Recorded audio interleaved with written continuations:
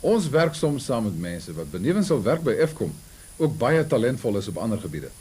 Efkom Video Nuus het onlangs so iemand raakgeloop. Haar naam is Liana van Wyk en sy sing vir ons die liedjie Hillbrow.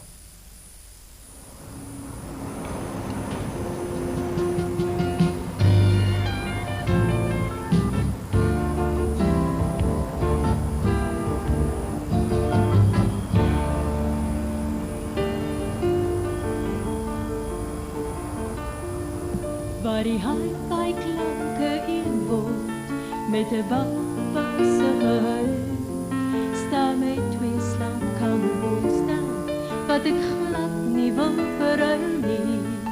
Leef ons langs mekaar soos nommers, of soos duwe in 'n hok. Skutte ry op rye veste, loop 'n smos van blok tot blok. Dit is Hillbrow, Hillbrow, constructies in die son. Weer vermengelmoes van mense in ons stoerbouw van beton. Dit is Hillbrow, Hillbrow, constructies in die son. Weer vermengelmoes van mense in ons stoerbouw van beton.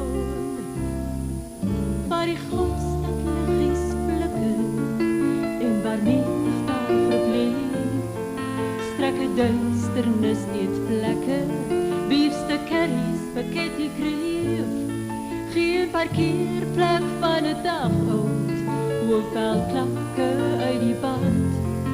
7 mens per vierkant meter, maar sa woonplek van ons stad.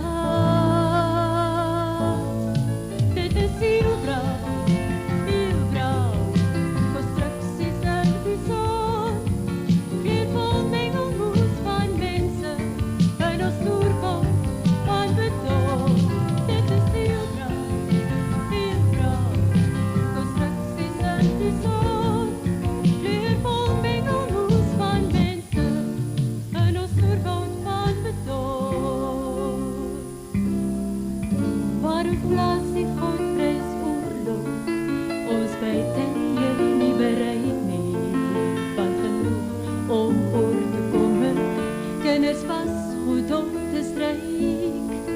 Waar die wêreld krisis plek moet maak vir die krisis by die huis, tog is daar so baie vreugde wat deur God staat aan te brug.